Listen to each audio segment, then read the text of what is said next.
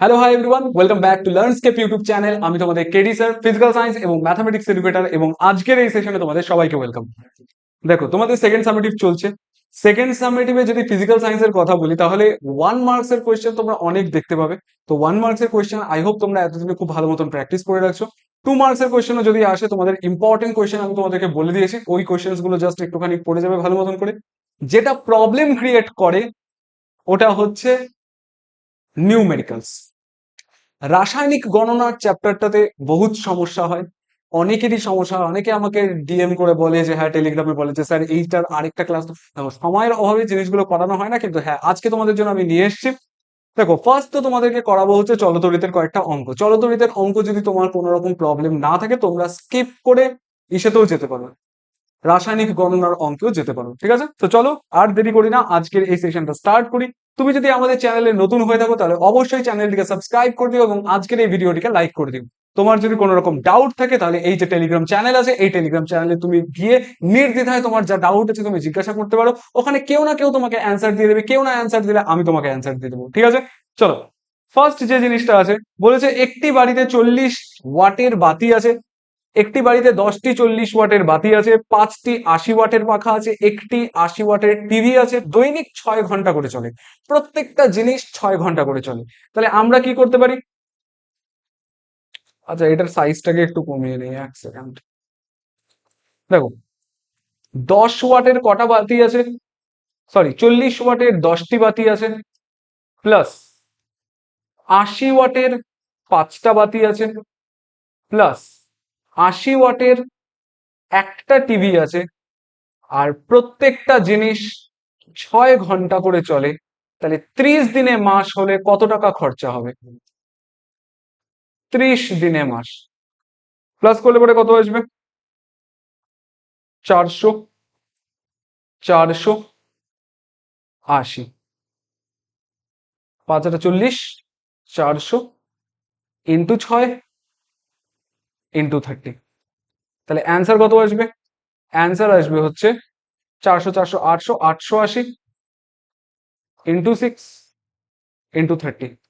Answer কত আসবে? 6 × 8 = 8, হাতে থাকলো 4, 6 × 8 = 8, হাতে থাকলো 4, 6 × 8 = 48, 48 আর 4 = 52, জিরো। 6 × 8 = 8, হাতে থাকলো 4, 6 × 8 = 52, zero. Into 30 is equals to কত আসবে? 3 × 8 = 24, 4 হাতে থাকলো 2, 3 × 8 = 24, 4 হাতে থাকলো 2, 3 × 6 = 2, 8, 3 × 5 = 15, লাস্টে কত থাকবে? 0, 0। এত ওয়াট আওয়ার।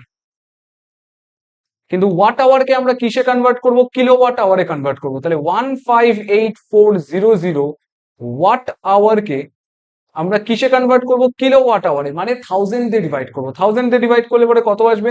158.400 kilowatt hour. আর এটা মানেই আমরা কি বলতে পারি? 158.400 বট। তাহলে এর সাথে যদি আমি 6টাকে মাল্টিপ্লাই করে দিই, তাহলে যেটা অ্যান্সার আসবে ওটাই আমাদের কি হবে? খরচ। তাহলে কত অ্যান্সার হবে?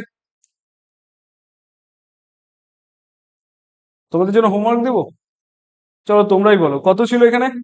158.400,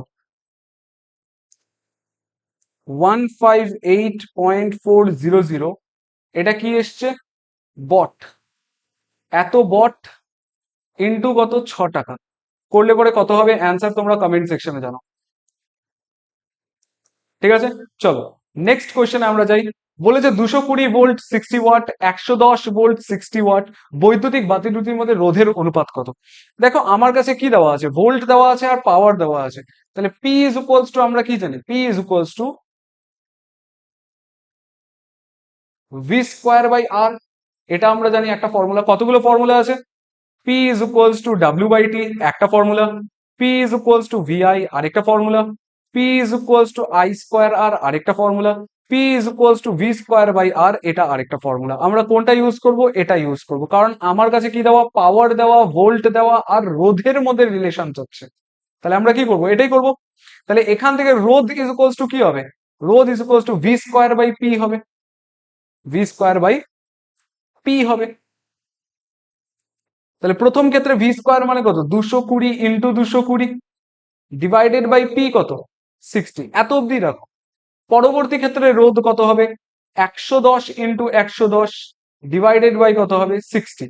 এবার আমাকে রোধ দুটার অনুপাত বলছে না, তাহলে এটা 1 ধরি, এটা 2 ধরি। তাহলে অনুপাত কত হবে, অনুপাত হবে R1:R2। তার মানে অ্যান্সার কত আসবে, 220 into 220 divided by 60 is to 110 into 110 divided by 60। তাহলে 60 দিয়ে 60 কাটবে, 0 দিয়ে 0 কাটবে, এই 0 দিয়ে এই 0 কাটবে, 11 দিয়ে এখানে 2 কাটবে, 11 দিয়ে এখানে 2 কাটবে। তাহলে রোধের অনুপাত কত, 4:1। রোধের অনুপাত কত, 4:1। ক্লিয়ার? ইজি কোয়েশ্চেন ছিল।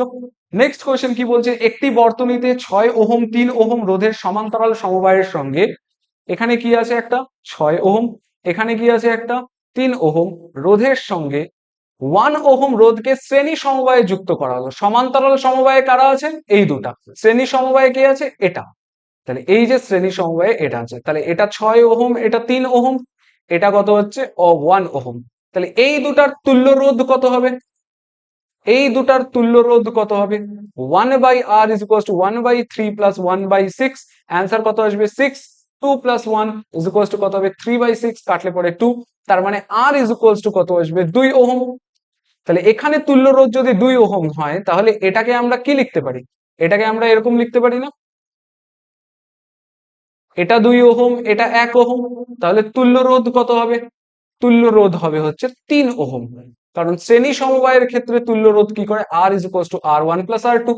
তাহলে এখানে R1 এটা, R2 এটা, প্লাস করলে পরে 3 ওহম। বুঝতে পারছো? দেখো, চলতরিতের অঙ্ক তোমরা কম বেশি সবাই পারবে। চলতরিতের বেশি কিছু অঙ্ক নেই, তোমাদের এখানে কয়েকটা জিনিস আমি তোমাকে বলে দিচ্ছি। কুলম্বের সূত্র থেকে অঙ্ক আসবে, ওহমের সূত্র থেকে অঙ্ক আসবে, পাওয়ার রিলেটেড অঙ্ক আসবে, আর খরচা রিলেটেড অঙ্ক আসবে। এইটুকুন জিনিস একটুখানি ভালো মতন করে দেখে যাও, বাকি সব পেরে যাবে। কি কি করবে তাহলে, কুলম্বের সূত্র করবে, ওহমের সূত্র করবে, পাওয়ার রিলেটেড অঙ্ক করবে, তাপের যান্ত্রিক তুল্যাঙ্ক যেটা ওই যে জুলের সূত্র যেটা ওটা রিলেটেড, আর হচ্ছে লাস্টে খরচা রিলেটেড, মাসিক খরচা রিলেটেড। এই 5টা টাইপের একটা একটা অঙ্ক করে যাও, একটা কমন তো আসবেই। নেক্সট তোমাদেরকে কি বলেছে, রাসায়নিক গণনা, যেটাতে সবার সমস্যা হয়, ওই অঙ্কটা একটুখানি দেখি। যে কত গ্রাম CO2 স্বচ্ছ চুন জলের সঙ্গে চালনা করলে 50 গ্রাম ক্যালসিয়াম কার্বনেট কি হবে, উৎপন্ন হবে। দেখো, রিয়াকশন তোমাকে জানতে হবে। ফার্স্ট তোমাকে কি বুঝতে হবে, যে ইকুয়েশন কি, তারপরে ইকুয়েশন ব্যালেন্স করতে হবে, তারপরে কি হতে হবে, রিলেশন দেখতে হবে যে কার কার মধ্যে রিলেশন বলছে, তারপরে ইনফরমেশন কালেক্ট করতে হবে। ইনফরমেশন কালেক্ট করার পর আমরা করব হচ্ছে কালা জাদু। যারা তোমরা পুরানো স্টুডেন্ট আছো, যারা আমার ক্লাস আগে করছো, তোমরা সবাই জানো কালা জাদু মানে কি, ক্যালকুলেশন করতে হবে। আর কেন কালা জাদু বলতেছি, চলো ওটা কোনো একদিন বোঝাবো। আপাতত অঙ্কটা ভালো মতন করে করি এখানে। কত গ্রাম CO2 স্বচ্ছ চুন জলের মধ্য দিয়ে চালনা করলে কি হবে, 50 গ্রাম ক্যালসিয়াম কার্বনেট উৎপন্ন হবে। তাহলে কত গ্রাম CO2 স্বচ্ছ চুন জল, চুন জল মানে CaOH হোল্ড ওয়াইজ।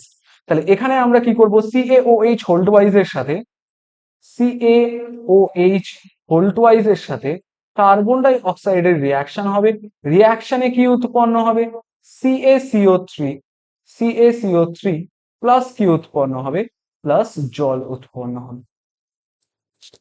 ঠিক আছে, এই রিয়াকশনের মধ্যে এবার বলেছে কত গ্রাম, ব্যালেন্স আছে ইকুয়েশনটা। দেখো ইকুয়েশন লিখে নিচ্ছি, ইকুয়েশন ব্যালেন্সও আছে। তোমরা যদি একটু ভালো মতন করে দেখো, প্রত্যেকটা জিনিস সেম আছে, এই সাইডে আর এই সাইডে সেম আছে। তাহলে ইকুয়েশন ব্যালেন্স আছে। এবার আমাকে রিলেশন দেখতে হবে কার কার মধ্যে, কত গ্রাম CO2 স্বচ্ছ চুন জলের মধ্য দিয়ে চালনা করলে 50 গ্রাম ক্যালসিয়াম কার্বনেট উৎপন্ন হবে। তাহলে রিলেশন কার কার মধ্যে, এটার সাথে এটার রিলেশন। তাহলে এখানে দেখি কত আছে CO2, CO2 এর ভর কত হবে, আণবিক ভর কত হচ্ছে, মলিকিউলার ওয়েট, এখানে কত আসবে 12 প্লাস 2 ইন্টু 16, 12 প্লাস কত হবে 32, অ্যান্সার কত হবে 44 গ্রাম। তাহলে 44 গ্রাম কার্বন ডাই অক্সাইড থেকে কত গ্রাম ক্যালসিয়াম কার্বনেট উৎপন্ন হয়। তোমরা যদি এগুলো করতে থাকো, করতে করতে জিনিসগুলো মুখস্থ হয়ে যাবে। ক্যালসিয়াম কার্বনেটের ভর কত হবে 100 গ্রাম। তাহলে এখানে কত হবে, ক্যালসিয়ামের হচ্ছে 40 প্লাস কার্বনের কত 12, অক্সিজেনের কত 16 ইন্টু 3, তার মানে কত হবে 40 প্লাস 12 প্লাস 48, ক্যালকুলেট করলে পরে কত আসবে 100 গ্রাম। তাহলে তুমি একটা জিনিস ভাবো যে 100 গ্রাম ক্যালসিয়াম কার্বনেট উৎপন্ন হয় 44 গ্রাম CO2 থেকে, তাহলে 1 গ্রাম ক্যালসিয়াম কার্বনেট উৎপন্ন হয় কম গ্রাম CO2 থেকে, তাহলে 50 গ্রাম ক্যালসিয়াম কার্বনেট উৎপন্ন হয় বেশি গ্রাম CO2 থেকে। 50 দিয়ে কাটলে পরে কত আসবে? 2, 2 দিয়ে কাটলে পরে কত আসবে? 22। অ্যান্সার কত হবে? 22 গ্রাম কার্বন ডাই অক্সাইড যদি ক্যালসিয়াম হাইড্রোক্সাইডের সাথে বিক্রিয়া করে তাহলে 50 গ্রাম ক্যালসিয়াম কার্বনেট উৎপন্ন হবে। ঠিক আছে, আমি একটুখানি জল খেয়ে দিই।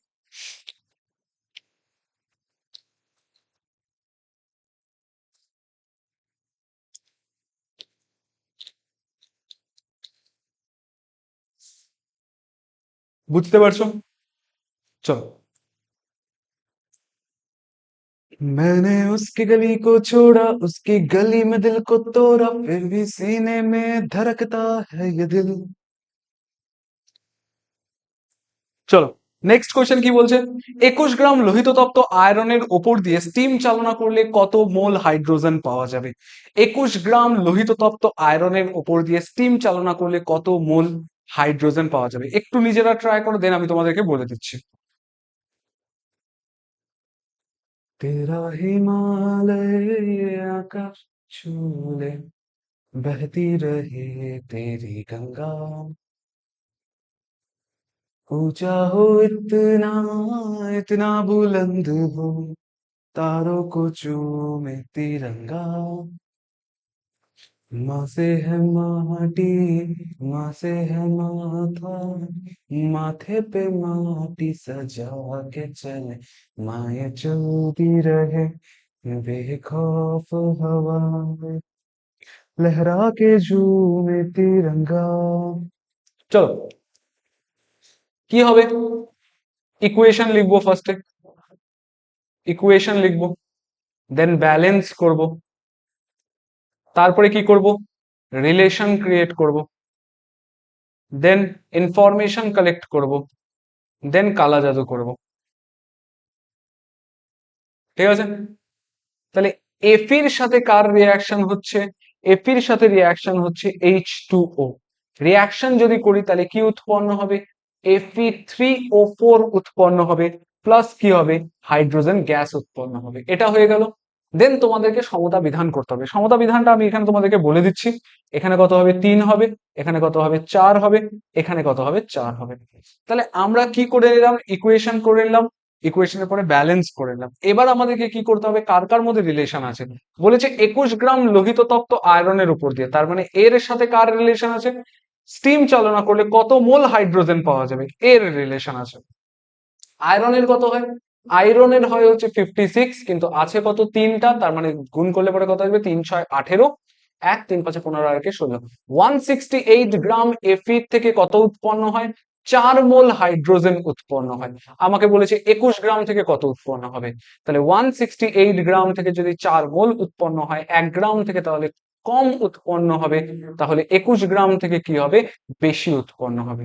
তাহলে 21 ডিভাইডেড বাই 168, 4 দিয়ে কাটলে 4 4 16, 4 2 8, 21 দিয়ে কাটলে পরে 2, তার মানে কত আসে? হাফ।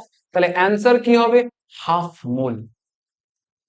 তাহলে 21 গ্রাম লোহিত তপ্ত আয়রনের ওপর দিয়ে স্টিম চালনা করলে কত মোল হাইড্রোজেন উৎপন্ন হবে? হাফ মোল হাইড্রোজেন উৎপন্ন হবে। ক্লিয়ার? माए तेरे लिए मर मिटेंगे, बेटे तेरे पीछे न हटेंगे, जब तुझ पे कोई आ जाए हमें तू पुकार लेना, बलिदान का बहाना हमें बार बार देना, ये जो जातिवाद है तेरे सामने क्या है, एक शूरवीर ही प्राण दान देता है, माँ से है माटी, माँ से है माथा, माथे पे माटी सजा के चले, माँ ये चलती रहे बेखौफ हवा, लहरा के झूमे तिरंगा।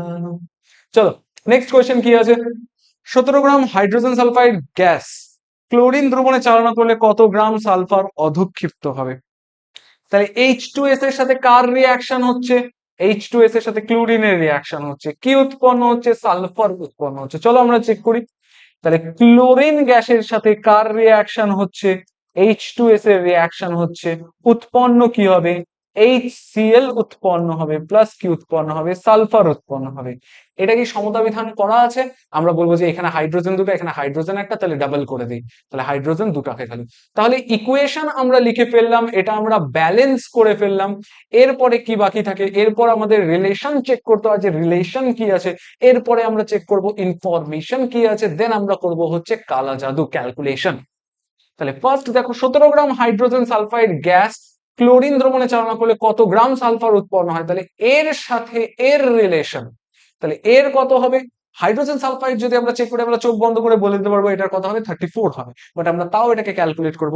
হাইড্রোজেনের কত হয় 1 ইন্টু 2, সালফারের কত হয় 32, এখানে কত হবে 2 প্লাস 32, অ্যান্সার কত হবে 34। তাহলে 34 গ্রাম হাইড্রোজেন সালফাইড থেকে কত গ্রাম সালফার উৎপন্ন হচ্ছে?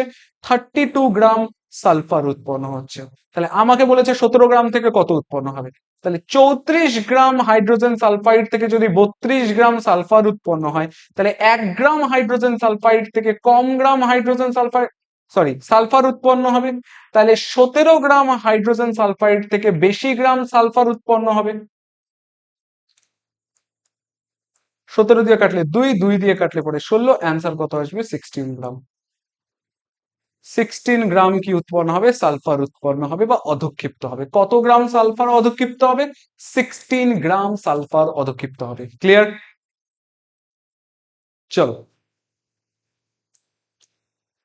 নেক্সট কোশ্চেনটা তোমাদের জন্য হোমওয়ার্ক দেবো। চলো নেক্সট কোশ্চেনটা তোমাদের জন্য হোমওয়ার্ক দিই। এটা তোমাদের জন্য কি থাকবে? হোমওয়ার্ক থাকবে। আর এর অ্যান্সার তোমরা কোথায় জানাবে? এর অ্যান্সার তোমরা কমেন্ট সেকশনে জানাবে। ঠিক আছে? कमेंट सेक्शन में जाना। চলো টাটা, বাই বাই। आज के लिए बस इतना ही। তুমি যদি এই চ্যানেলে নতুন হয়ে থাকো তাহলে অবশ্যই চ্যানেলটিকে সাবস্ক্রাইব করে নিও। তোমার যদি কোনো রকম ডাউট থাকে তোমরা নিচে আমাকে কমেন্ট সেকশনে জানাতে পারো, অথবা টেলিগ্রাম চ্যানেল আছে এখানে জানাতে পারো। এবং আজকের এই ভিডিওটা যদি তোমাদের হেল্পফুল মনে হয় তাহলে অবশ্যই ভিডিওটিকে লাইক করে দিও এবং তোমার বন্ধু বান্ধবীদের সাথে শেয়ার করে দিও। চলো টাটা, বাই বাই। তোমরা ভালো মতন করে পরীক্ষা দাও। জয় হিন্দ, জয় ভারত।